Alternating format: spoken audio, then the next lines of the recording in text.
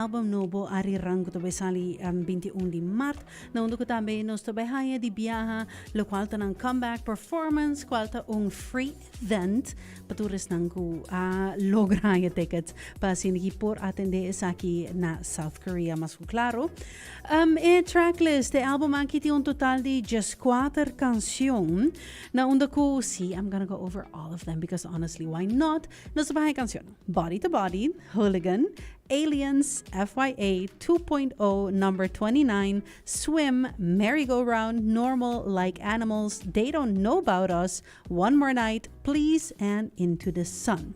Ahora que lo cual está interesante, mega interesante, ta ku canción Swim, ta único ku ta preto. Si você nos via colorable.com, I'm showing you, Swim ta preto. Why is it black? Di kong resto ta corra. Zekermen ku probablemente Swim, the baby their first song, kung nos bahaya ba disfrutan di Jim.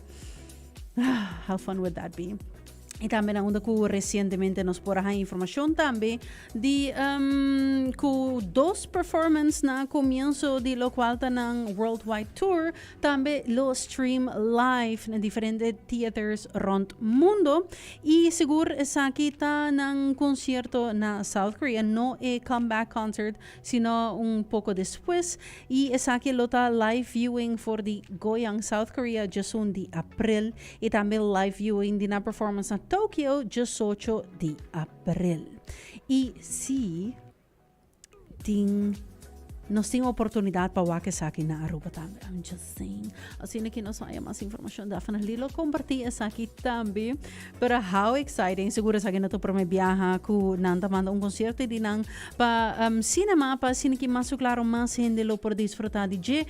Sa akin lo porta saya si abo mes no porta presente durante di un concierto ng of bojisker experience yakaba prome ko boto bay concierto kubo au opta kubo ta desea di by disfrutar di OT7 all the members si BTS junto pa siniki sigur ng comeback ng long awaited album y sigur pa porwak ng perform un bes mas diferente websites comienzo a compartir con nang lo deseada canción ko BTS lo perform durante el concierto aquí pero obviously wait and see situation pa nos porwak cuál de canción ang fuera de eso na novo mas claro ku lo queda presentar. But I'll definitely keep you updated because I'm so excited especialmente pa hopefully